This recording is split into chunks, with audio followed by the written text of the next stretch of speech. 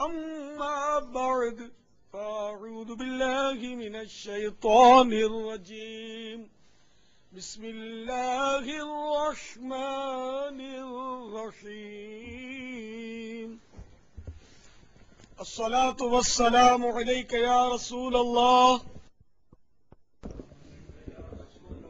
وعلى آلك وأصحابك يا حبيب الله الصلاة والسلام عليك يا نبي الله وعلى آلك وأصحابك يا نور الله دو جہاں کے سلطان سرور ذی شان محبوب رحمان عز و جل و صلی اللہ تعالی علیہ وآلہ وسلم کا فرمان مغفرت نشان ہے مجھ پر درود پاک پڑھنا پل صراط پر نور ہے جو روز جمعہ مجھ پر 80 بار درود پاک پڑھے اس کے 80 برس کے گناہ معاف ہو جائیں گے صلو علی الحبیب صلی اللہ تعالی علی محمد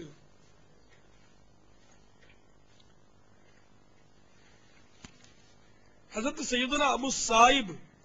رضی اللہ تعالی عنہ فرماتے ہیں ایک نوجوان صحابی رضی اللہ تعالی عنہ کی نئی شادی ہوئی تھی ایک بار جب وہ باہر سے اپنے گھر تشریف لائے تو یہ دیکھ کر انہیں بڑی غیرت آئی کہ ان کی دلہن گھر کے دروازے پر کھڑی تھی مارے جلال کے نیزہ تان کر اپنی دلہن کی طرف لپکے وہ گھبرا کر پیچھے ہٹ گئی اور رو کر پکاری میرے سرتاج مجھے مت ماریے میں بے قصور ہوں ذرا گھر کے اندر چل کر دیکھیے تو صحیح کس چیز نے مجھے باہر نکالا ہے چنانچہ وہ صحابی رضی اللہ تعالی عنہ اندر تشریف لے گئے کیا دیکھتے ہیں کہ ایک خطرناک زہریلا سانپ کنڈلی مارے بچھونے پر بیٹھا ہے بے قرار ہو کر سانپ پر زوردار وار کر کے اس کو نیزے میں پرو لیا زخمی سانپ نے بل کھا کر ان کو ڈس لیا زخمی سانپ تڑپ تڑپ کر مر گیا اور وہ غیرت مند صحابی رضی اللہ تعالی عنہ بھی سانپ کے زہر کے اثر سے جام شہادت نوش کر گئے صلو علی الحبیب صلی اللہ تعالی علی محمد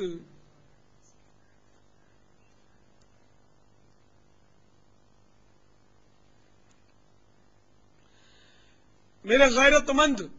میٹھے میٹھے اسلامی بھائیوں دیکھا آپ نے ہمارے صحابہ کرام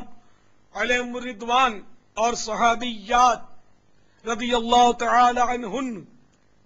کس قدر بامروت ہوا کرتے تھے کیسا حیا کا سنہرا دور تھا صحابہ کرام علیہم الرضوان کو یہ تک بھی منظور نہ تھا کہ ان کے گھر کی عورت گھر کے دروازے یا کھڑکی میں کھڑی رہے اپنی زوجہ کو بنا سنوار کر بے پردگی کے ساتھ تفریح گاہ میں لے جانے والوں بے پردگی کے ساتھ اسکوٹر پر پیچھے بٹھا کر پھرانے والوں شاپنگ سینٹروں اور بازاروں میں بے پردگی کے ساتھ خریداریوں سے نہ روکنے والوں کے لیے عبرت ہی عبرت ہے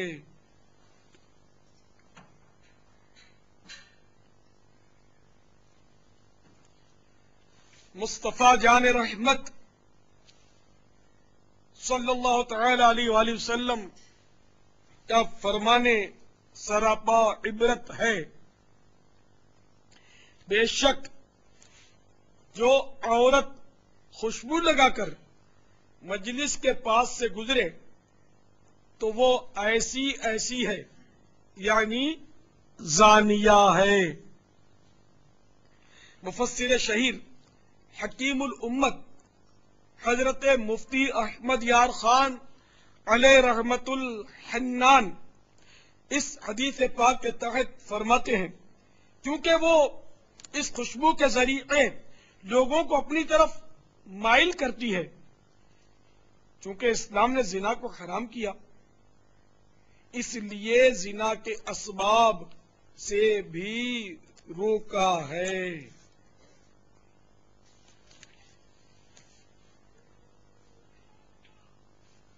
تو وہ اسلامی بہنیں جو خوشبو لگا کر گھومتی ہیں ان کے لیے لمحہ فکریہ ہے،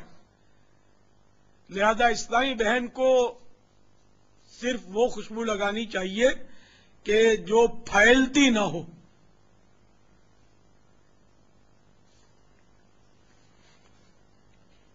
وہ بھی باہر نکلے تو خوشبو لگانے کی کوئی حاجت نہیں، میک اپ کرنے کی کوئی ضرورت نہیں،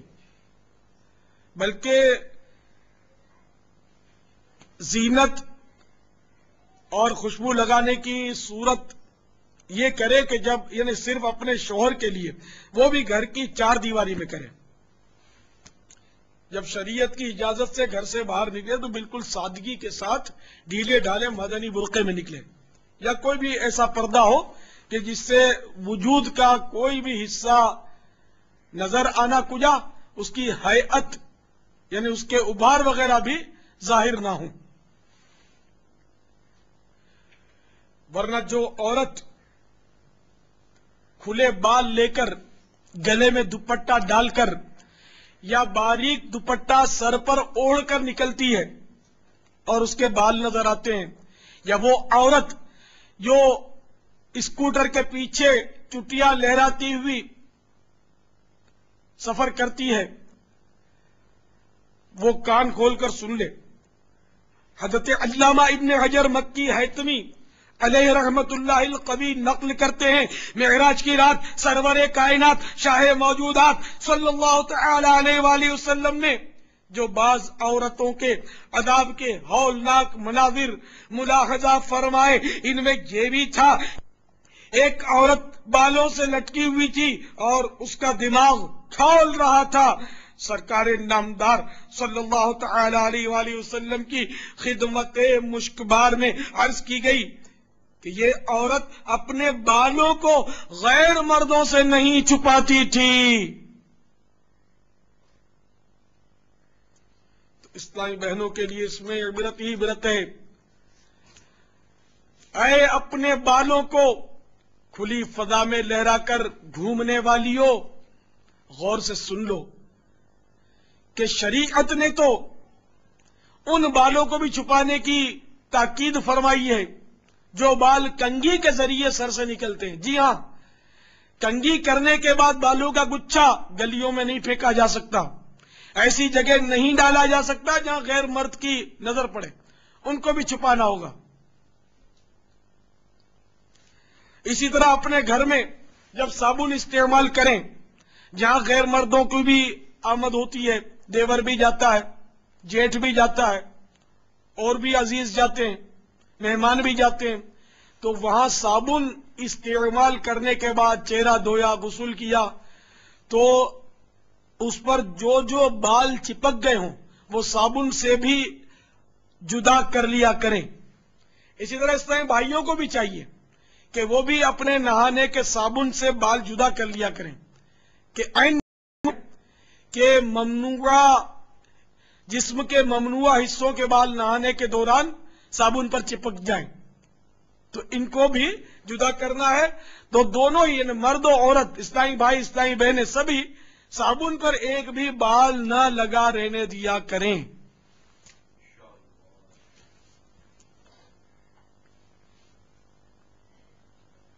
افسوس آج کل بے پردگی عام ہے۔